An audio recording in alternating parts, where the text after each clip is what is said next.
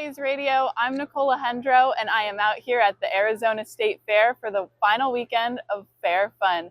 Now, I have the pleasure of being joined by Dominic Palmieri, also known as the Midway Gourmet, to learn about some of the awesome, new, tasty, and inventive foods at the fair this year. Now, Dominic, what are some of the new fair foods that are being offered? Yeah, so this year, since it was 140-year celebration of the fair, Yes. they wanted to do a birthday theme.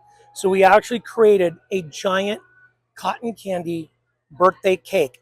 I want you to think of a thick cake, but it's not cake. It's all made with cotton candy, round or rectangular. And of course, we put the carnival magic on it, and we put marshmallows, little marshmallows on it, and sprinkles, and you actually cut it like a cake. And when you pull it out, it has all the different colors inside. It's really adorable, super cute.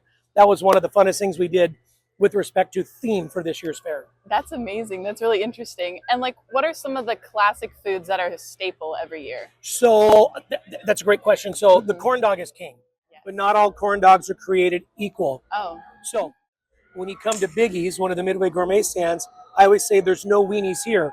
We use a gourmet pecan smoked sausage, and that makes our corn dog that much better. So there's a snap and there's a bite to it, and it's a coarser grind, and that smoky sausage is just so good with our corn dog batter.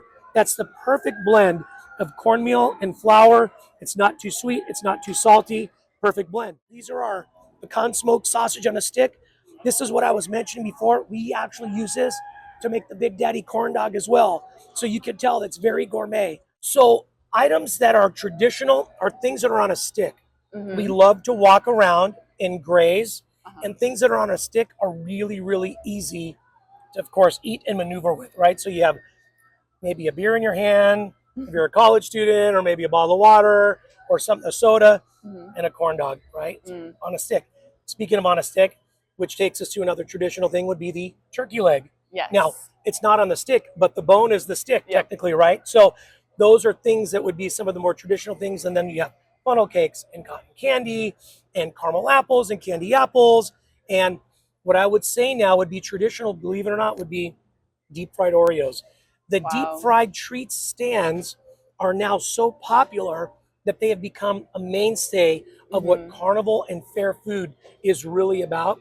And there was this dynamic shift about 20 some years ago where we switched over from cotton candy, caramel apples, and candy apples to actually deep fried things like Oreos and deep fried cheesecake, deep fried Twinkies.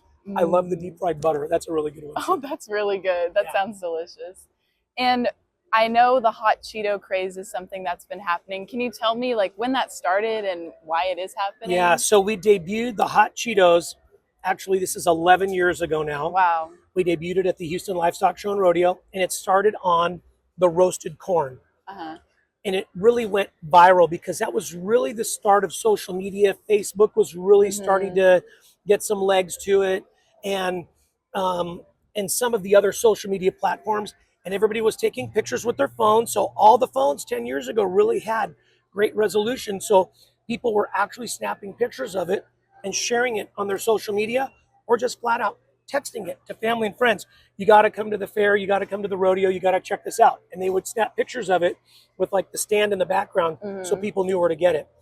From the corn, it went to we do hot Cheeto cotton candy. Oh, wow. That's really good because cotton candy is very delicate and has a certain flavor to it, right? When you put it in your mouth, it melts. Well, with the Cheetos on it, you now have texture. Texture changes the complexity of foods when you eat them, and those are some of the things that we look at when we develop new foods. Is not only is it flavor, taste, and what it looks like, but also the texture.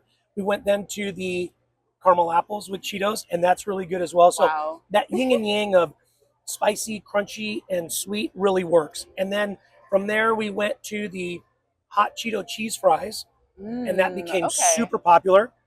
And then we even debuted it on the pizza. And yes, you can get a hot Cheeto cheese pickle pizza here at the fair at Enzo's Pizzeria. So you get the creaminess and fattiness of the cheese, you get the acidity from the pickles, and then you get that saltiness from the actual crunchy Flamin' Hot Cheetos. And it all comes together, and it's actually blended and tied together with a ranch dill sauce. Oh, that's good. Oh yeah, it's really good. Yeah. That's such a good combination. What's the process like adding these new inventions to the fair? Sure, Food the innovation. That's a great Yes. question. So, innovating foods is not for the faint of heart. It's really, it's a lot harder than you think. Some of them are easy, some of them are very difficult. One of the biggest challenges is the supply chain, and that's really important. You have to understand that we still, even though we're in 2024, moving into 2025, and we're a couple years post-pandemic, the supply chain has been so disrupted, and so many things have changed that getting the items that we need in the volume that we need them is really difficult. Then, of course, is the creativity. How does it taste? Yeah. That's really important, right? Because some things may look really good, but taste really crummy. They just don't work, right? And those are, I try to stay away from those. And you know right away when I do the testing, and I have an amazing team. I have probably the most amazing all-woman team that works with me at Odyssey Foods here at all of our stands. They have a great sense. They're great foodies, but they have a really great sense of deep dive in social media. So they're always looking at things and new trends, and then they'll come to me with ideas, and we'll kind of play with them, and then I have to figure out, how can I get them all here? How do we blend them together? What does it look like? What are we going to do? Are we going to deep fry it? Are we going to barbecue it? Are we going to smoke it? Are we going to grill it? There's a lot of choices that we have to make to do that. And then when we develop the foods, what does it look like to the customer? So we're very visual at the fair. So I like to call it smell-o-vision, right? Because one of the first things that we see of our senses is we smell all the different foods. You're walking around in the back, and we got turkey legs. Good. We got turkey legs that just came out, and we have sausage on a stick, and we've got bacon wrapped pork bellies and burgers. All this smell, you can smell it. It smells great. And of course is the visual aspect, right? We look at it with all the signs on the trailers, and people walk up and look at it. The biggest thing though is they don't know how it's going to taste. So my goal is, when I create foods, is to make it look so good that you just say, I just have to try this. Yeah. We try and do things that are not a one-hit wonder. We try and do things that are delicious, look good, and are memorable. We debuted this year was the pumpkin spice funnel cake. What I'm going to say on that one is really, really good. So we're fortunate at this fair is September and October, which of course everybody in the world talks about. Starbucks coming out with the pumpkin spice lattes again, because they're only seasonal.